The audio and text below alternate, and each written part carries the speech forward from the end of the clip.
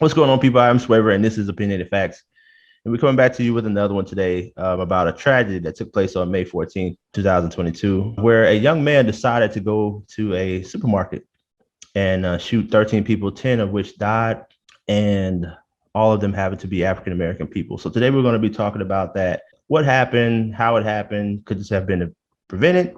And where do we go from here? So today I have with me on the panel Coco Love. Hey, you guys. CC at Journey to Be Great. Hello, people. And Elliot at E-Rated. Hey, everybody. All right, so let's talk about it, you guys. So when you first heard about this story, how did it make you feel? Sad, angry. I hate to say it, but the usual way that I feel when stuff like this happens. My heart definitely went out to the families of the victim. Angry and unfortunately having the thought of, okay, again, because this is unfortunately becoming, common in today's society. Shock was really the first, and then the sadness came on, the anger, a little bit of confusion, but also you started to get a little numb, and you're like, oh, not again.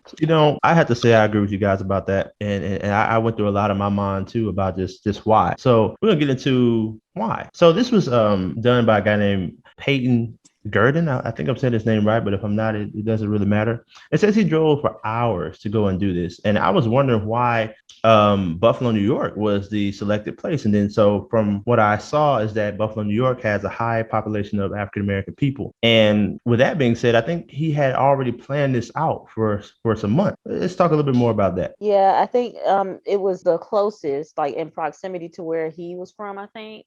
Mm-hmm. I can't remember where he was from, but in proximity to where he's from, it was the closest place that had the highest amount or the largest population of Black people. So yeah, it's like it's very calculated. Like it's almost like it was a game or something for him. Like in order for me to take out the maximum amount of people that I hate, I guess I need to go to this particular place. So it's just, yeah. I think another thing for me, going back to the first question, it was really scary because when you think about it, it's like I literally, when I heard about it, I had just left earlier that day. I had just left Walmart with my son. And I just thought like, this literally can happen anywhere. And it was just really scary. It just makes it even more real. So, and you mentioning that, it just made me think about there are some people that want to mimic this same type of act. Because again, even with him, he referenced another mass shooting that inspired him to do this. Right. But I also seen that, because I was wondering, like, okay, I understood the part about this is why he chose this area. And so I was wondering, like, okay, the supermarket. But just doing some research, I saw that he also contemplating attacking a church or an elementary before even settling on the supermarket. And just according to some of the readings as well, that this wasn't supposed to be his first stop. Like he actually wanted to go, I guess, travel to another location to shoot more people. But, the cops were able to stop that plan. He was only 18 years old, and he identified himself as a white supremacist. Mm-hmm. And he had a manifesto, and the manifesto was about 180 pages long. And he was just describing all the things, I guess, that he was planning to do in the manifesto. And then which led me to this other thing that they was talking about, what he was talking about and described as the Great Replacement. And I think that was really confusing for me at first until I did some more reading. And the Great Replacement is just basically talking about how the so-called population from, I think it was 2020 to 2022, the population of the white America had went down from 72% to 62%. And I think that's all about trying to preserve white life or the white bloodline. So I guess me going off your point, I guess the confusing part. This is what I guess the confusion kind of came in what I was talking about earlier. But it seems like he has this pent up anger toward the African American community, but at the same time, the African American community, we're, the minority as far as the people in the United States, the other races, outnumber us. So if you do feel like, him being a white male, if you feel like that, your race is dwindling down, then what sense does that really make to attack the race that has the least number? Not that any of it makes sense, but that part particularly was confusing to me. And I was just going to go out what E was saying, because I was curious about the whole Great Replacement thing about the white race not being majority. And like you mentioned, the Black population is the smallest population in regards to if he, you know, him planning to attack us to preserve the white race. Because I also seen that because I seen different numbers, but they were kind of around the same, they were kind of generalized. But according to Statista.com, by the year 2060, the white population will decrease to about 44.29%. Hispanic population actually increases 27.5%. And the Black population increases to maybe 15%. So even in 2060, we're still, you know, a small population compared to the white population. So, I think I took it as I took it as him saying, or them, the people that believe in that or whatever, talking about like the race mixing. So like I took it as like their race becoming extinct, so to speak, or whatever, like, or maybe being watered down or whatever, however they want to call it or look at it. But basically, like with people, you know, being in interracial relationships and things of that nature, I think I took it as them trying to get rid of races that could quote unquote dilute the white race. Because I was reading something that said that like the number of like white males or white people, like pure white, and of course I thought that was stupid anyway, because I don't really know of any people that are just completely one race anymore anyway. But that's kind of how I took it or whatever. So again, doesn't make much sense, because it's like, well, why try to get rid of, so to speak, our race or whatever? Like, we're, you know, again, like you guys said, like our numbers are lower anyway. That's kind of how I took it. Like maybe like he was, I don't know, trying to get rid of our race because of the mixing of races or whatever. According to the reading, his parents were engineers, and they said that he wanted to go on and become an engineer himself. How did he get here? I mean, do y'all think that it was something that they had to see at home before he got to this point? From what I did see, he kind of started slowly going down this path in the spring of 2020. I guess during the first COVID lockdown, where he was on these different online chat rooms, such as I think maybe Reddit, something called 4chan, which I never heard of it, but just kind of slowly start going down that path of white supremacy and different political views, and just kind of gradually got, I guess, deeper into that type of stuff. Because even last year, or I think it was last year, but anyway, he made a mention about murder-suicide doing, I think the question was when they were doing online learning, and the teacher or whoever was asking the question about what were their plans after graduation. And he made a mention about murder-suicide then, which led to an investigation, but nothing really came up from it, not even reporting that on his record, which allowed him to be able to purchase a gun, because that wasn't flagged, of course. Yeah, I believe I saw that as well. I believe they said that the only thing that happened from that or whatever was that he was sent to like for psychiatric evaluation or whatever, but he like checked out like the next day. But because the article I was reading was basically focusing on like what happened, you know, like what did his parents do or whatever, because they were saying, you know, that probably what's going to happen as time goes on is that, you know, they're going to dig into his record, they're going to dig into, you know, were there any, you know, signs of this coming or whatever, and they're going to find this, and they're going to ask, what did the parents do to, you know, help with this once they saw these different signs or whatever. And when they find that if they did not do anything, that a civil suit, you know, could come from that or whatever against them. I'm gonna get more into what actually happened on that day, just because we talked a little bit about him, but let's talk about what happened. I don't know if you guys saw the video, but I did, the Twitch video. And I actually got to see the actual footage where he pulls up to the grocery store, hops out, just starts shooting people. And he starts at the front outside in the parking lot, and then he shoots a couple people out there. Then he goes into the store. And then, I mean, I guess the most graphic part of the video for me, I mean, all of it was graphic, but the craziest part of the video was when it was a woman that he had shot inside the store. She fell on the floor, and you could see how she was just kind of in pain. And he just stops for a minute, reloads, and shoots the lady in the head. Then he goes from that woman and continues to go down further into the grocery store, shooting, looking for other people to shoot. Then he comes across this white man, and then he says, "Oh, sorry." And he turns and walks away, and then the video cuts off. And I just think that is so crazy to me. Like, just to watch that and see that, and like to see it, and like how he felt, how you can look at another human being and differentiate in your own mind how this person means nothing, but this person does. To think that it's okay, that it's your job to go out and exterminate people. I saw the video, and it was accidental, actually. Like, I thought that maybe it was a part of a news story, like news coverage on the shooting, when I clicked on it, because in my mind it was just like, surely all images and everything of this shooting are gone. That's what I thought. And I was wrong. I was sadly mistaken, and I clicked on it, and it was like kind of one of those things there. It's like, you can't look away. It was shocking. It was all kinds of things. It messed with me. I will say that. I know I remember that part that you're talking about, where he shoots the woman in the head after he had already shot her. At the beginning of the video, I mean, it looks so unreal. It looks like a video game or something. And I think that's how he was treating it, honestly. But it looks like a video game. It looks unreal. Like, it doesn't really, it's hard to believe, I guess, in that moment when you're watching it or whatever, that these are actual people that he's like, like it's happening right before your eyes. And then when he killed that lady on the ground, like, she was already on the ground and she's already in pain and everything. And then it's like, man, that did it for me. Like, I didn't see any more after that. For me, it was just, I don't know. It's like he was like shooting targets or something. Like, it wasn't like, it was no type of life or anything behind the people that he killed.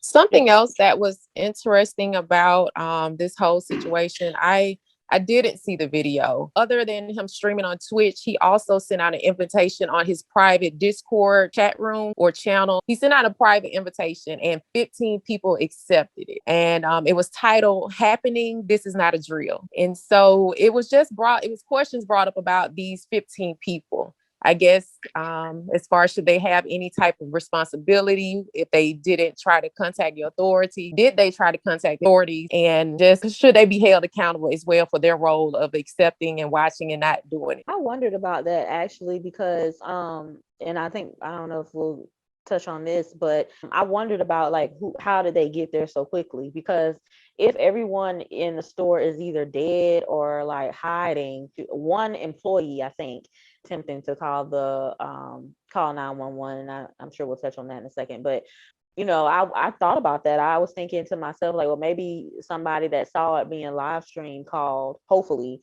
that's what I'm thinking, because they got there when he was basically, I guess, done and walking back out of the store or something like that. So I thought that was interesting myself. So I'm thinking that maybe one of those people called. But something also that I read earlier today or whatever with that Discord, it was saying, like, he had that Discord all that time, for however long he was planning this, and he kind of treated it like a diary, in a sense, like nobody else was on it. And then I think they said moments before or something like that, but I think it was on the day of, he sent out that invite or something, and then that's when those people were able to see what he was saying, I think. So I don't know. I mean, that's a good question. You know what I'm saying? Like, if they did, in fact, like, sit there and, watch or whatever and think that it was cool because maybe they agreed with his ideas. I don't know. But, yeah, they should. I think so, too. And I'm sure they can find that out. There is ways to find out, if you access something or watch something and, just looking at records and stuff like that. Like, did you call anybody? So with the preventative measures, if there could have been any taken, they said they had one security guard inside of the store, which I actually saw in the video where he was shot and killed. I mean, obviously they didn't know that was going to happen, but I guess I should say, now going forward, does this mean that we have to have more security just going to buy groceries from the store? Unfortunately, yes. I think that it just shows that any public place, I mean, and whether that's being at a restaurant or fast food restaurant or just a simple grocery store or whatever, I mean, you need to have some type of security presence, or at least have some security on standby. Because the bad thing about it is, the security officer, I saw that he actually shot him, apparently. but because the guy had the tactical vest on, the bullet didn't affect him. So I mean, the security guard did everything, he could, and I don't know if another security guard would have helped.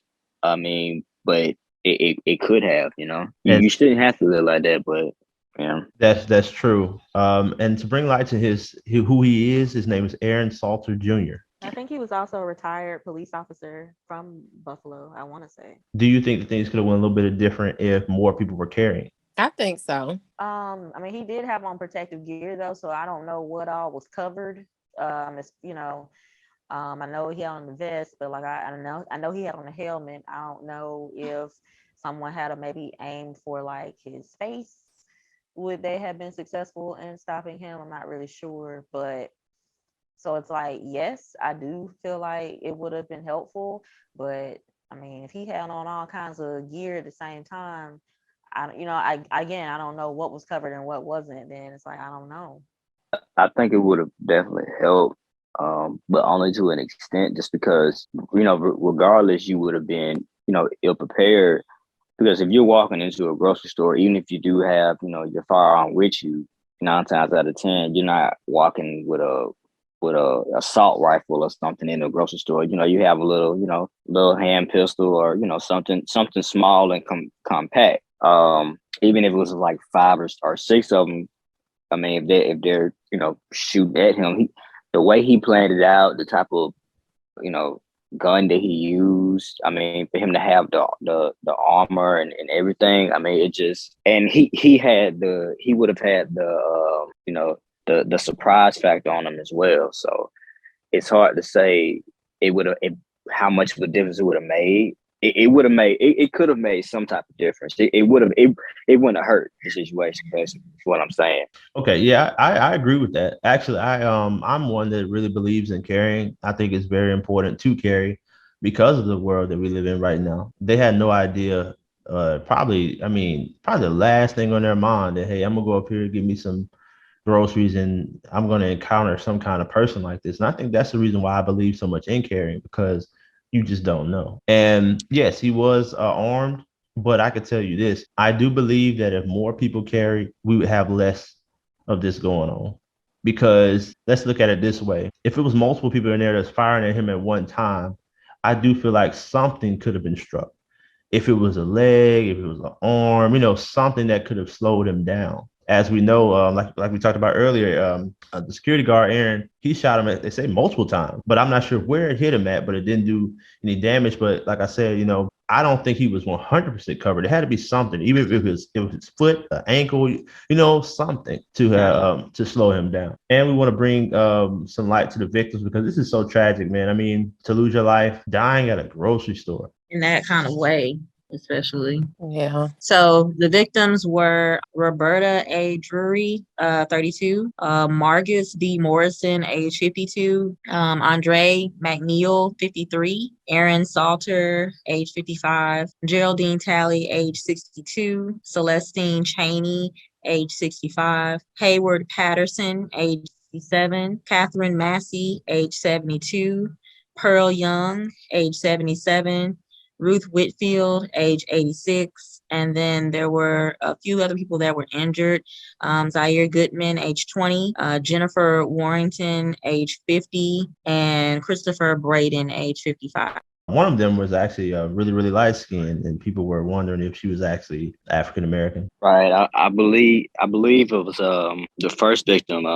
Time he hopped out of the car, because we were wondering why in one part of the video and in the later part of the video, he's already inside, to speak up a little bit. But when he went inside, and it was the white male on the ground, and he told him sorry and passed over him. We were wondering, well, why did he shoot the we assumed Caucasian female in the start of the video? But it appears that she was actually just very, very light skinned, and that was the reason for that, because that wouldn't make any sense. But yeah, so. Yeah, I thought that was strange too. I honestly thought myself that she was Caucasian when I first saw her, but I was mistaken. She is of African American descent. I believe that's Roberta Drury, the young lady that she was 32. currently right now, from my understanding, they're trying to get the highest level of charges placed on this young man. And they said as of right now, they can give him life without the possibility of parole. But I want to ask you guys, do you think, number one, if he was African American, that he may have received the same sentence? Because they said that that's the best that they could do right now. But do you think something would have been different about an African American man if he had went out and killed this many white people and injured this many white people? And also, do you think he would have survived? Do you think he would have been taken in, or do you think he would have been killed on the spot? No, I don't think That's what he I was would about have to made say. it to a trial. It wouldn't have been anything to sentence. I mean, Right. it wouldn't have been a person, an individual to sentence. So yeah, that would have been, that's the biggest difference right there. They wouldn't have had to worry about life without possibility of parole or the death penalty or anything like that, because it would have been over with right then and there. As soon as he came out the store, he wouldn't have made it this far. And that's what, and quite frankly, I mean, I'm not trying to mince my words. That's what should have happened in this particular case. They say that he was, quote unquote, attempting or to take his own life or whatever. And, I very much feel like that's the coward's way out. I have mixed feelings in a sense. I definitely didn't want him to do that. I don't think it's fair for you to be able to decide when you're going to go. But on top of that, you get to decide when other people are going to go as well. People are just minding their business. So I'm glad that he wasn't able to do that. But I do think that either they should have taken him out, because that's what would have happened had it been one of us. And it just reminds me so much of the situation. I think it was in, was it Charleston, South Carolina, with Dylan Roof, and how they took this man in and took him to Burger King after he went into these people's church. And after they took him in, accepted him in, and, was so nice to him, and then he killed all of them as well. So it's just like, when is the punishment? So to me, whatever they really give him is not going to be enough. It's not going to bring these people back at all. But yeah, that's what would have been the difference. He wouldn't have been here to be sentenced anyway. And the bad thing about it is, which in a lot of these cases happens, they hide behind the logic of them not killing them makes sense, but then it's inconsistent, because if it was African American, they would have. One reason to not kill him at that point is because you don't know if he has any accomplices. You don't know if he, if how far along this was planned out, if he had other people helping him, or you don't know if this is just one part of the attack, and another part of the attack could be going on somewhere in a more populated area. So it's so much stuff to go on with that. But again, the problem is with that is you're using logic in that sense, and that makes sense to not kill him. But in the same breath, logic would have went out the window if he was black. They would have just shot him on the spot. I'm agreeing with all you guys about what you just said. And I hope that they find a way to go a step further. I'm not one to advocate about taking life, but apparently this gentleman has no problem with taking other people's lives. So I wouldn't have an issue with them taking his, especially considering the fact that these people were doing absolutely nothing to him. And he just decided to go out and do these things. And we have to be careful, too, because from what I can see, a lot of these articles and different things that I've been reading about this story, it's almost like they're going in the direction of saying that he was mentally challenged. That's why he did it, or he had these different issues going on and this, that, and the third. Like they were talking about him and being in school, and a couple things happened, incidents happening with him in school, saying that basically, why didn't the school give him some help and the accountability of the school and some of the teachers or whoever was overseeing him and stuff like that. And we have to be careful, because I can easily see someone coming out saying, well, he had some mental issues and he shouldn't be tried, this, that, and the third. And he ends up getting off with some light sentence. Yeah, and that's the bad part about it is, and again, that's kind of what happens with some of these cases is, they use logic when they want to, because it just off basis. No, you're not. You do have to have some part of you, even though yes, you're clearly he's racist and everything, and clearly that was the reason why. Mentally, you can't be all the way there to do something like this. So that would be the basis of his his lawyers or the defense's argument. And another thing that we were talking about earlier, as far as why he felt the need to take out the African American population when we have the least amount of people, they would use that, for example, in a defense too, because they would say, clearly he wasn't thinking straight, because why would you target this, this population when they're the least? You would target higher population. So it's kind of funny. It's kind of funny how they kind of twist it and turn it to make, the argument of mental illness. I was just going to say, in regards to the school doing more, during shutdown, when they were on the virtual learning platform, that's when he mentioned his plans after school about murder suicide. And so from what I read, the school did contact the authorities, and that's when he was, sent for the mental evaluation, where at the time he said he was just joking. As far as also mental illness, the store that he committed this at, he visited the store in March to, I guess, kind of, see the layout of the store so he can, further plan his attacks. So he knew very well what he was doing. That's interesting though, because I saw that it said that he had planned to originally do this in March, but he was get back or whatever. So that makes sense now. I also want to bring some light to what a white supremacist is, what he identified himself as. And so the Oxford Dictionary says a white supremacist is a person who believes that the white people constitute a superior race and should therefore dominate society, typically to the exclusion or the detriment of other racial or ethnic groups, in particular, Black or Jewish people. Now that would explain why he chose Black people if he considered himself to be a white supremacist. Still makes absolutely no sense, but I believe that's probably what has occurred here. And I also want to say this too. I do believe that it's something greater than him. When I say greater than him, I do not mean that in a good way. I mean some other organization, the white supremacist group, or whoever was influencing him to think this way. And we have to some kind of way deal with that. And I think it should be on a state and government level. They need to go after whoever was putting these things in this person's mind, which is, I think, is something, because it's the same thing as a terrorist. What he did is the same thing as what a terrorist would do coming from another country. So I think the Department of Justice and the rest of these people that call themselves trying to protect and serve the American people should look into, where did he get this from? Where did he get this ideal from? And going back to what you said about him talking about it was just a joke. Everything that has happened is definitely not a joke. These are real people, real lives lost. And I think that he should get the highest level of legal action taken against him. I'm not surprised, I guess, that, they're going to probably try to go with like insanity or, whatever.